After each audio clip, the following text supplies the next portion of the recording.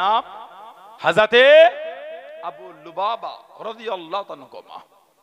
নবী পাকের এতিম সাহাবী বললেন, ওই গাছটা আমাকে দিয়ে দেন। উনি বললেন না, কিছু টাকা হলো নেন, দেবো না।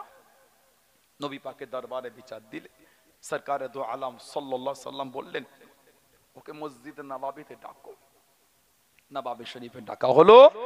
হুজুর বললেন, এই আবু লুবাবা। জি হুজুর।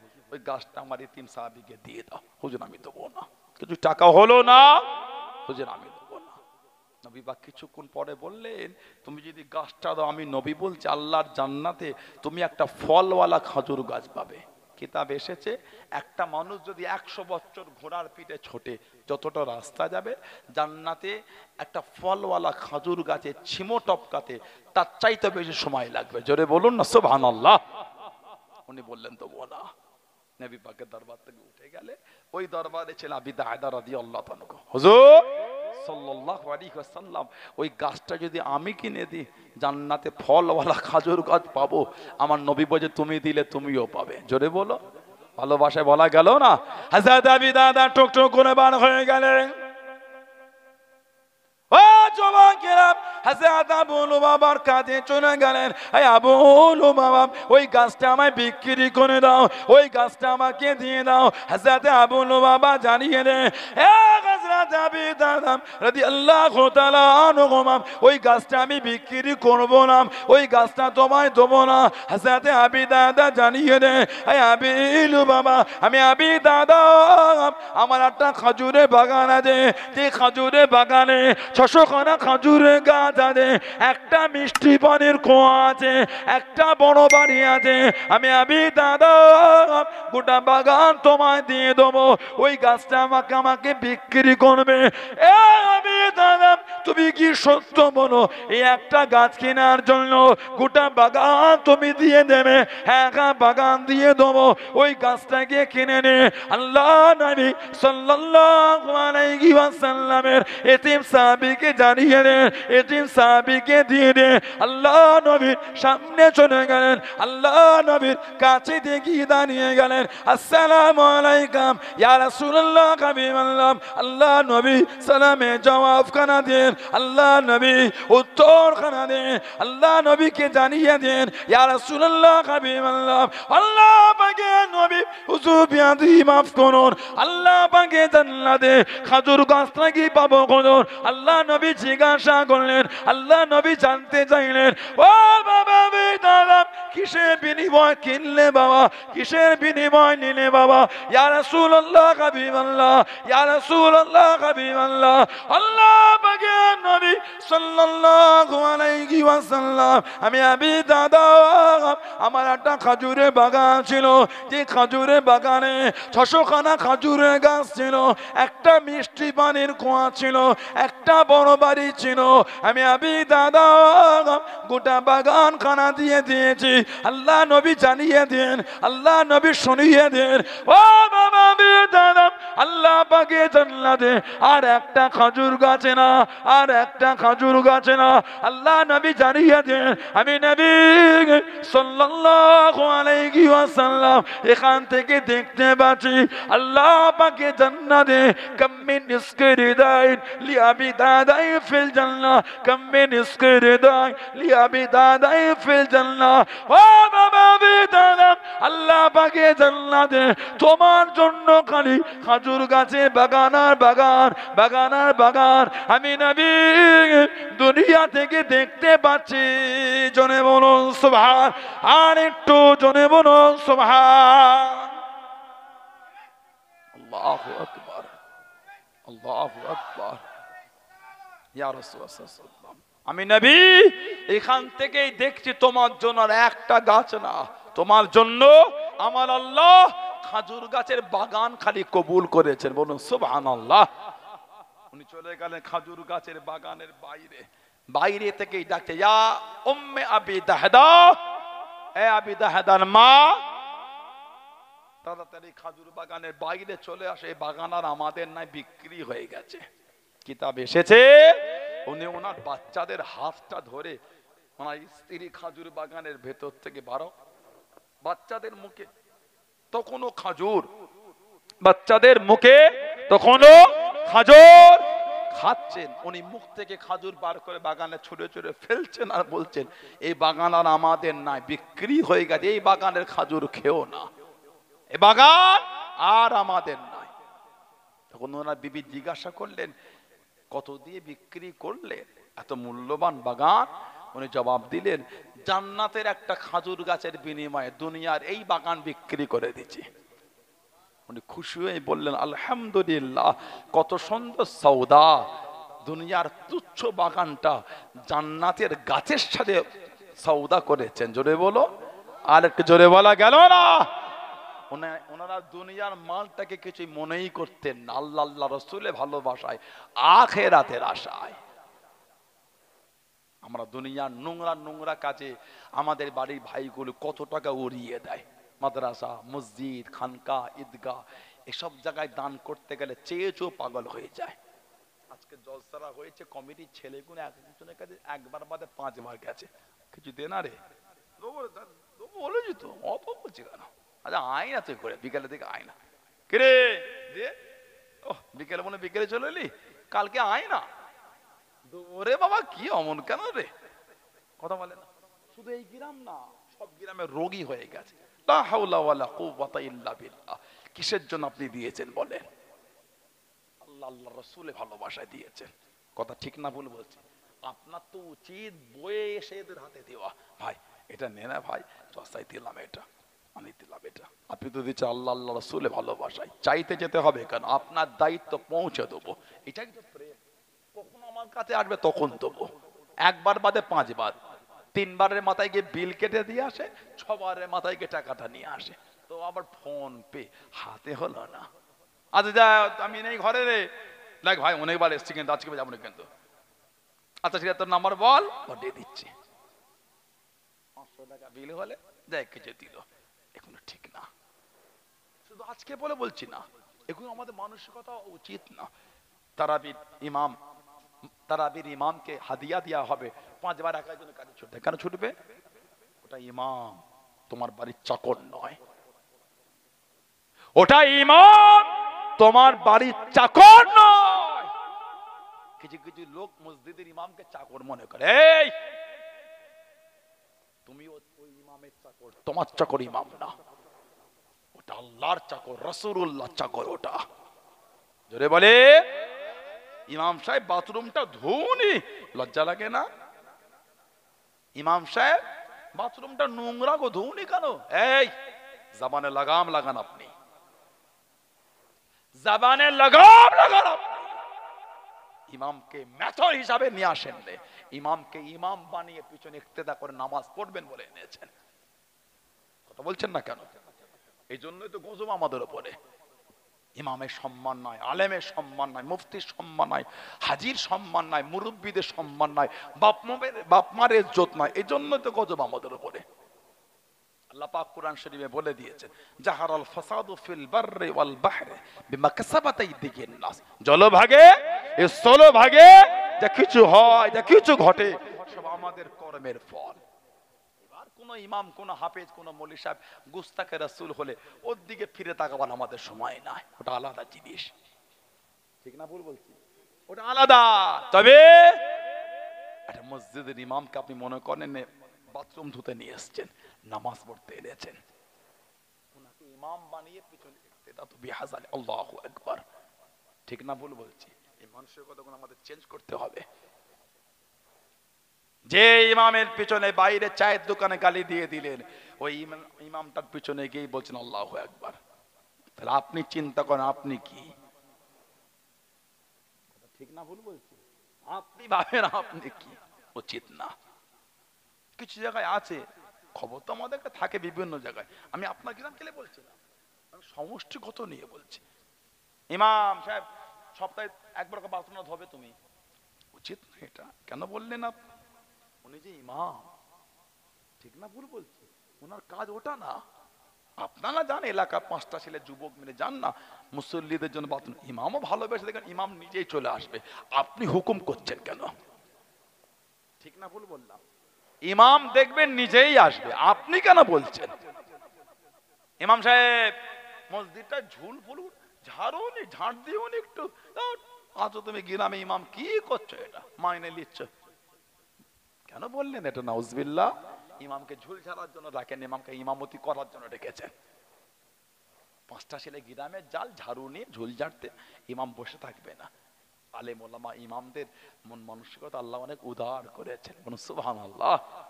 5টা ছেলে গিয়ে ঝুল ঝাড়বেন, দেখবে ইমাম সাহেব টুকটুক করে নিজেও এসে আপনাদের সঙ্গে হাত দেবে। আপনি কেন বলছেন? আপনি হুকুম করছেন কেন? আপনার তো অধিকার নেই ইমামকে ওইভাবে হুকুম করাটা, ঠিক না ভুল বলছি? তারাবির নামাজে টাকা তুলতে বার হয়, ইমামকে হাদিয়া দেবে, কঠিন ব্যাপার। ওই 50 টাকা নিয়ে যা, আমি তো নামাজ পড়িনি। যারা পড়লো ওদের থেকে নেলা বেশি করে, আমি তো নামাজ পড়ি। কেন নামাজ পড়বেন না আপনি? ও নামাজ না পড়লে মানে কম টাকা দিতে হয়? এই মানসিকতা আমাদের উচিত না। আল্লাহ রাসূল বলেছেন আসসালাতু ইমাদুদ্দিন, নামাজটা হচ্ছে দিনের খুঁটি। সুবহানাল্লাহ বলবেন না? আজকে খুঁটির কি দাম আজকে ছেলেগুলো বুঝতে পেরেছে। যদি এই প্যান্ডেলের খুঁটি না থাকতো, ওই ওখানে বেঁধে আর এইদিকে কোথাও টান দিয়ে দিত, আসমান ডাইরেক্ট কানেকশন চলতো আমাদের আজকে। কথা বলে না? যে ঝড় হয়েছিল, হুজুরটা উঠা পড়ো তো দুবার দমকা হলো তো, হয় না? খুঁটিগুণ আছে, আল্লাহ পাক বেশ একটা মজবুত করে প্যান্ডেলটা আল্লাহ আমাদের হেফাজত করে দিল। বলুন আলহামদুলিল্লাহ। আমার নবী বলে আসসালাতু ইমাদুদ্দিন, নামাজ হলো দ্বীনের খুঁটি। যার দ্বীনের খুঁটি নাই সে আবার দ্বীনে মজবুত হয় কি করে? মানে যার নামাজ নাই সেই ইসলামের উপরে মজবুত না। নামাজ পড়বে, নামাজ পড়তে আল্লাহ আমাদের প্রত্যেকের দ্বারা 5 ওয়াক্ত নামাজ আল্লাহ কায়েম করিয়ে নেন। আল্লাহ আমাদের মা বোনদের দ্বারা 5 ওয়াক্ত নামাজ আল্লাহ কায়েম করিয়ে নেন। বলেন আমিন, জোরে বলেন আমিন, জোরে বলেন আল্লাহুম্মা আমিন। ভালো হন ছেলেরা, যুবকেরা, ভালো হন, এসব গাফিলতি করতে নাই। আলেম ওলামা আমাদের সম্মান করবেন, আল্লাহ তৌফিক। আলহামদুলিল্লাহ, আপনারা অনেক সম্মান করেন, অনেক ভালোবাসেন, আমাদের করে অনেক ভালোবাসেন, ওলামাদের অনেক সম্মান করেন। আল্লাহ আমার যুবক ভাইদের কিসমত আল্লাহ বড় করেন। আল্লাহ পাক এই ভাইগুলোকে আল্লাহ দিনের জন্য কবুল করেন না। বলুন আল্লাহুম্মা আমিন, বলেন আল্লাহুম্মা আমিন। একটু দরুদ শরীফ আল্লাহুম্মা।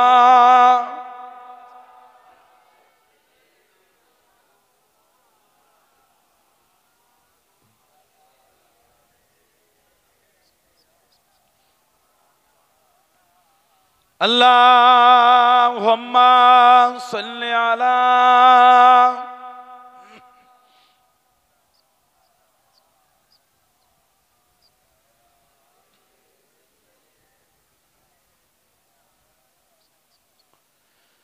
আল্লাহু আল্লাহ, আল্লাহু আল্লাহ, আল্লাহু আল্লাহ, আল্লাহু আল্লাহ।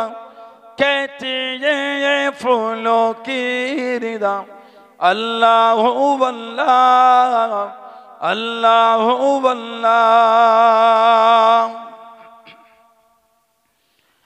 कहती ये फूलों की रिदा, अल्लाहु अल्लाह। कहती ये फूलों की रिदा, अल्लाहु अल्लाह। असजान की पत्तों ने कहा अल्लाहु अल्लाह, अल्लाहु अल्लाह, अल्लाहु अल्लाह, अल्लाहु अल्लाह, अल्लाहु अल्लाह। कहती ये फूलों की निदा, अल्लाहु अल्लाह, अल्लाहु अल्लाह। बादल आसमां पे लिखा अल्लाहु अल्लाह, अल्लाहु अल्लाह।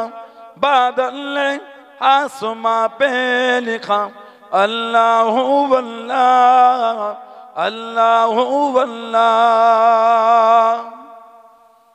बादल आसमां पे लिखा अल्लाहु अल्लाह। बादल आसमां पे लिखा अल्लाहु अल्लाह।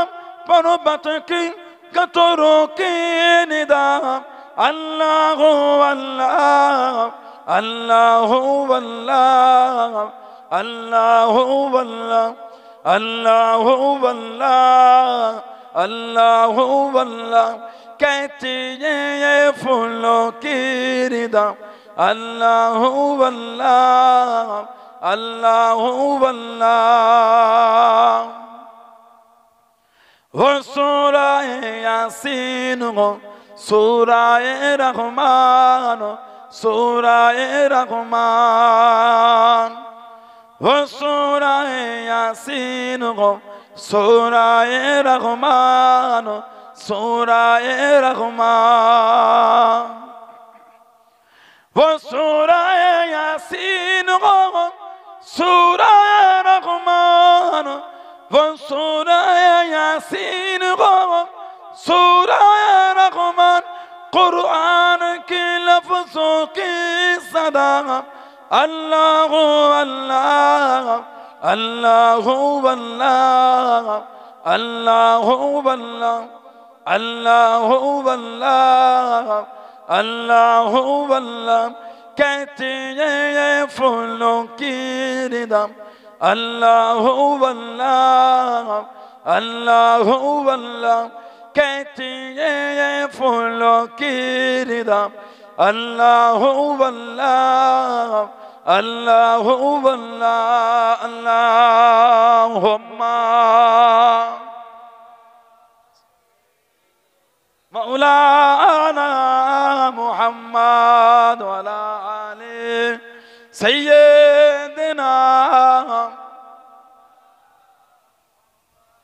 আমার ভাইয়েরা বাপজানেরা ছেলেরা যুবকেরা মুরব্বীরা মায়েরা বোনেরা মেয়েরা মহিলারা ভালো হন শরীয়তের মধ্যে আসেন মনটাকে ভালো করেন কে মানেন না মানেন জানি না আমি মানি এই ভালোবাসা তৈরি করেন আখিরি জামানা চতুর্দিকে একটা ফিতনা শুরু হয়ে গেছে চতুর্দিকে একটা অশান্তি এদিক ওদিক তাকাবার সময় নাই ভালো হন মরণ আমার আপনার হবেই হবে ওটা কবরস্থান এক্ষুনি লাইটটা নিয়ে ঘুরে আসেন গিয়ে দেখবেন কিছু কিছু কবরের বাঁশ ভেঙে ঢুকে গেছে না আপনাদের কবরস্থানে না ঘুরে আসেন লাইট মেরে দেখবেন ওই কবরটার নিচে পানি জমে আছে একদিন আমরা কিন্তু আমাদের মুরব্বীদের বুকের কাছে গিয়েই শোবো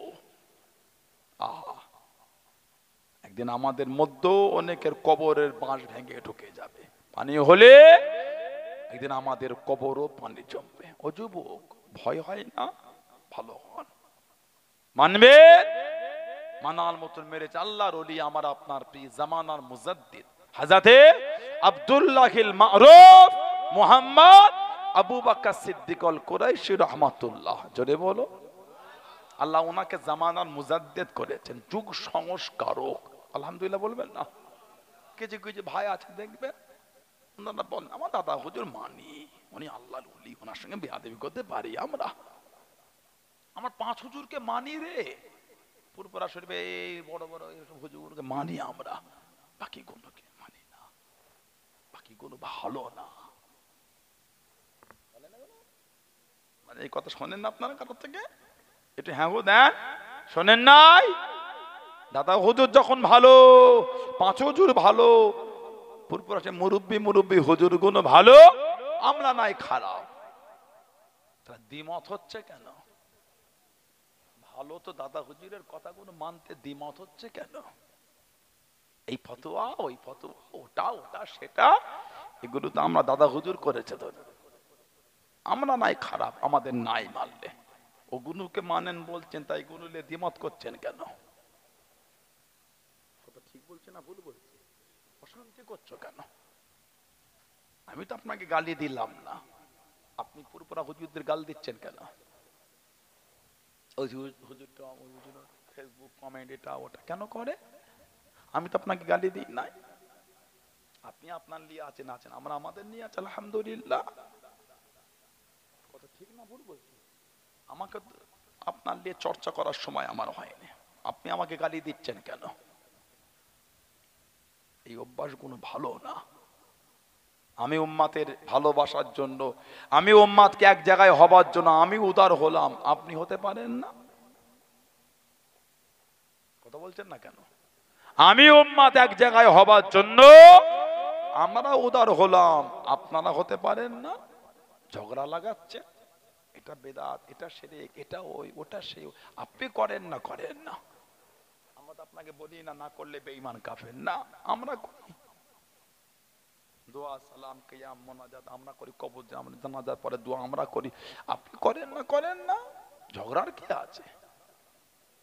কথা বলছেন না কেন? এতে অশান্তির কি আছে উম্মতের মধ্যে? আপনি আপনার জায়গায় আছেন, আমি আমার জায়গায় আছি, আলহামদুলিল্লাহ। ঝগড়ার তো কোনো ব্যাপার না। এসব মন মানসিকতা কোনো ভালো না, চেঞ্জ করেন এগুলি। আমরা উদার হতে পারলে আপনারা উদার হতে পারবেন না কেন?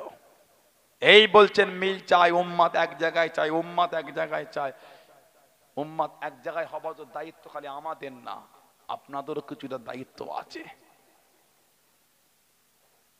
চিল্লে বলে দিলে হয় না উম্মাত এক জায়গায় হব, উদার হতে হয়, একটু দমতে হয়। অত হিমাগতি, অত অহংকার ভালো না। কথা বুঝলেন ভাইয়েরা, ছেলেরা, যুবকেরা, মুরব্বীরা? মুজাদ্দিদুজ্জামান দাদা পীর রহমাতুল্লাহকে আল্লাহ পাক এত সম্মান, এত ইজ্জত, আল্লাহ ওনাকে জামানার মুজাদ্দিদ করেছে, যুগ সংস্কার উলিল আমর। বলুন আলহামদুলিল্লাহ, জোরে বলুন আলহামদুলিল্লাহ। হযরতে দাদা পীর রহমাতুল্লাহ হুজুরকে আল্লাহ 5টা আওলাদ দিয়েছেন। দাদা হুজুরের ছেলে মেয়ে কিন্তু অনেক। জানেন আপনারা কটা? বলেন কটা? দাদা হুজুরের ছেলে মেয়ে 38টা। মুজাদ্দিদুজ্জামানের 5টা ছেলে 5টা মেয়ে আল্লাহ রেখেছেন। কথা বুঝলেন না? দাদা হুজুরের 5 আওলাদ, বড় হুজুর, মেজো হুজুর, সেজো হুজুর, ন হুজুর, ছোট হুজুর রাহমাহুমুল্লাহ। মুফতি আযম হযরতে মিজলা হুজুর রহমাতুল্লাহ, দাদা হুজুর ওনাকে একটা পাগড়ি দিয়েছেন। পাগড়ি, উনি বলে পাগড়িটা ভালো করে ধুয়ে গুছিয়ে রেখে দিয়েছে, বাপের জিনিস। অনেক বছর পরে পাগড়িটাকে নামিয়ে দেখছে, পাগড়ি থেকে তখনও খুশবু বার হচ্ছে। আমরা 1 ঘন্টা, 1.5 ঘন্টা, 2 ঘন্টা আগে আতর মাখলে, কি আতর দিলি রে, খুশবু নাই, কোথা থেকে কম দামে একটা জোগাড় করে এনেছে। দামি আতর রে, কোম্পানিটা দেখেছিস? দামি আতর, কই তোর খুশবু আতরে? 2 ঘন্টা আগে দিলি, কিছুই নাই, পানি মাখালি না আতর মাখালি। কথা বলে না? মুজাদ্দিদুজ্জামানের পাগড়ি মুফতি আযম হুজুর বলেন ধুয়ে গুছিয়ে রেখে কয়েক বছর পরে পেরে দেখছেন তখনও খুশবু বার হয়। বলুন আলহামদুলিল্লাহ। দাদা হুজুরের জীবনী পড়লে পাবেন, হুজুরের পোশাক থেকে আল্লাহ পাকের হুকুম একটা আলাদা খুশবু এমনি বার হতো। বললেন আলহামদুলিল্লাহ, এত সম্মান আল্লাহ দিলেন। আল্লাহ পাকের ওলি, ও যুবকেরা, ও আমার মুরব্বী বাপ জানেরাম, মায়েরা, বোনেরা, ভগিনাম, মুজাদ্দিদুজ্জামান হুজুরের কলিজার টুকরা, কাইয়ুমে জামান হযরতে আব্দুল হাই সিদ্দিকী রাহমাহুল্লাহ হুজুর আমার অসুস্থ হয়ে গেলেন, হুজুর আমার বিমানে পড়ে গেলেন। আল্লাহর ওলি আমার আপনার দাদা পীর একজন খাদেম ছিলেন, হুজুরের নাম ছিল আফসার উদ্দিন, কলকাতা নিউ মার্কেটে ঘরে। ও যুবকেরা, কানেতে আওয়াজটা পৌঁছে গেল, দাদা হুজুরের গলাতে আওয়াজ কানা শুনতে পেয়ে গেলেন।